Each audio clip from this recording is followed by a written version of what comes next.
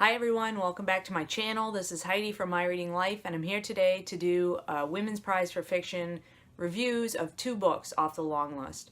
The first book is The Ministry of Utmost Happiness by Arundhati Roy. This is sort of a mixture of literary fiction and historical fiction, and it is a book that's kind of hard to characterize. I found it difficult to get my thoughts together about this book. I enjoyed the writing of this book, but I can't say that I truly enjoyed the story because there really wasn't much of a plot. It was disjointed and hard to follow. But let me give you a little bit of a summary of the what this is about. I can't really give you a summary of the plot per se, but I can talk a little bit about what this is about. For the first 150 pages of this book, we follow a character named Anjum, who is a transgender woman. She was born a boy, or identified as a boy, at the hospital when she was born, but as a child realizes that she is a woman and lives her life as a transgender woman. And so we follow her from childhood into early adulthood, trials and tribulations of being a transgender person at that time in India. And at the end of the 150 pages, she's sort of in middle age and has set herself up in a graveyard and has made herself a home there. After the 150 page mark, we sort of abandon Anjum, except in the most peripheral manner, and start following a bunch of other characters, a group of friends who meet in college, one woman and 3 or 4 men, who the men sort of revolve around, are in the orbit around this woman, and we kind of go back in time and re-follow the historical perspective timeline of the first part of the story, but from different perspectives of things that are going on in the culture and in the greater society in India at that time. There's tons of Indian words in here which I didn't know the meaning of, and so I had to keep looking things up. This book tries to do an awful lot in the course of the length of this book. It deals with historical issues that India faced over the last sort of 50 years. There's political intrigue. It talks about police and military brutality. It talks about the partition. It talks about gender issues. It talks about sexual what do I want to say? How people of different sexualities are sort of oppressed in India during this time period. And it was just hard. It talks about caste issues and other social issues. It just talks about everything. It's like everything that you could possibly talk about Indian society is discussed in this book, and it's all sort of put together in this mishmash, and nothing is straightforward. We have pieces of things that come together. The narrative isn't straightforward. There's chunks of journalism or poetry or backstory, historical fables, just everything all sort of thrown together, and it made a very disjointed read, very hard to follow.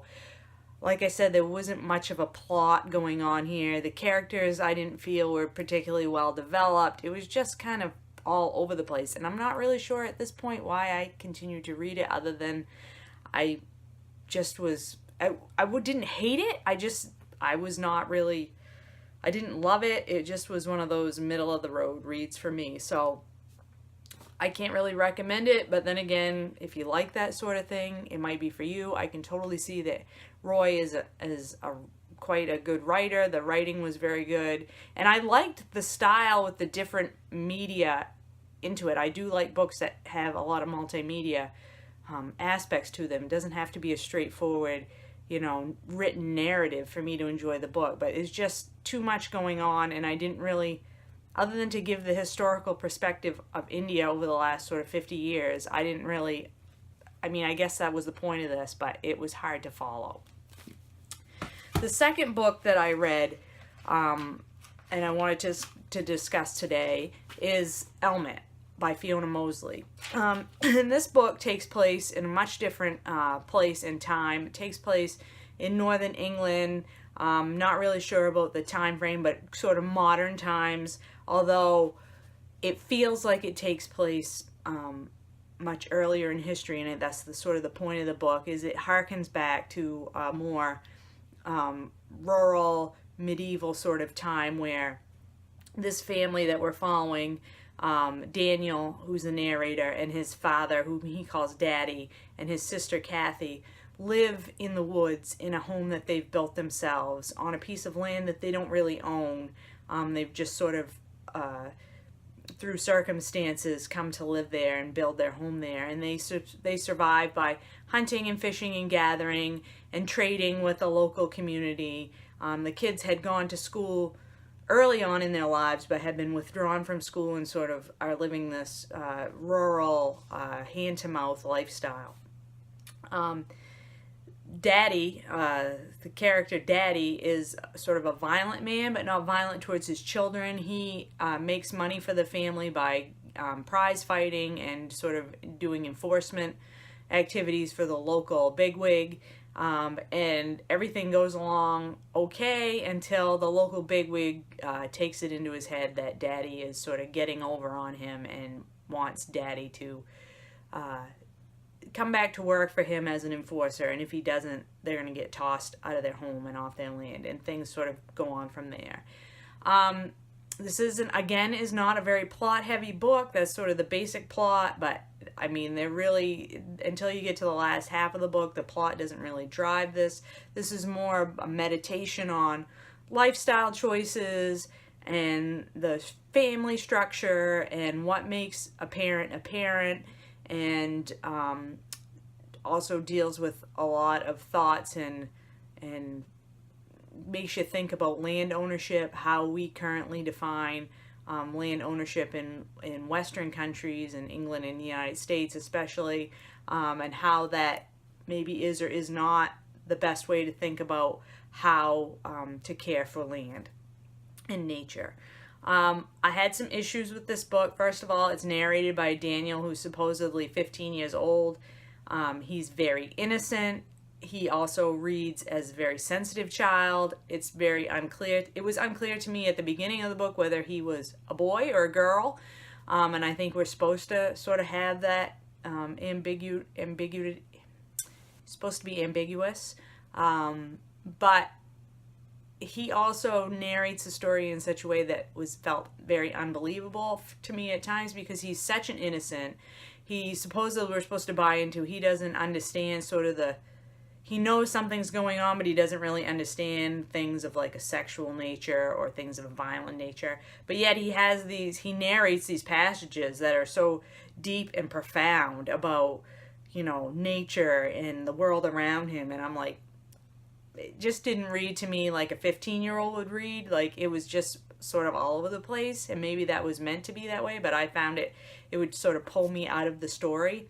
The other thing that I didn't care for was how he always referred to his father as Daddy. Like, the father in this story is always referred to as Daddy, which I found creepy and gross, and maybe it's supposed to be that way, but like 15 and 16-year-old kids, in my perspective, don't refer to their fathers as Daddy. And if they do, there's something creepy and weird going on. So I don't know if that was like supposed to be that way to give you this feeling of unease and that something was going on that we don't really understand everything about, or that Daniel doesn't really understand about, but it certainly did give me a creepy feeling, but I don't know if it was in the way that the author intended. And so, again, another sort of mixed review here. I liked the writing. I enjoyed the passages about nature. There's some beautiful passages that describe the landscape and describe this family's connection to the land. That really rang true for me, especially for me coming from a rural area where hunting and gathering is still part of the culture where I live. So that's really rang true to me. But some of the other aspects of this book didn't really work for me. I would have liked to have seen more character development. I would have liked to understand better the connection of the father in this book to these kids. How did he meet their mother? Was he really their father? And, you know, what happened to the mother. You know, you sort of get the feeling that something, you know, she's in and out of their lives when they're younger, and then she just disappears. You know, what happened to her. I would have liked to delve more into the story. There's a sort of woman friend of the father's that acts as sort of a teacher to Kathy and Daniel at a certain point. I would have liked to understand more about how she connected to the story. But I did like as I said, I did like the discussion of land ownership and nature, and there's some interesting things being discussed here about class structure, you know, the haves and the have-nots, you know, the wealthier people in the community and the less wealthy people in a blue-collar community, and how that all works. I thought that was all quite interesting. So a mixed bag, a good book, but not a great book. One that kept me reading. It's fairly short, so it wasn't a burden to read at all, but not one that I can, you know, say was one of my favorites. So that's it. A mixed reviews of the latest 2 Women's Prize for Fiction books that I've read. Hopefully, I think I've read through everything that is available to me right now in the U.S. except for See What I Have Done, which I have requested through my library, so hopefully we'll be able to get my hands on that.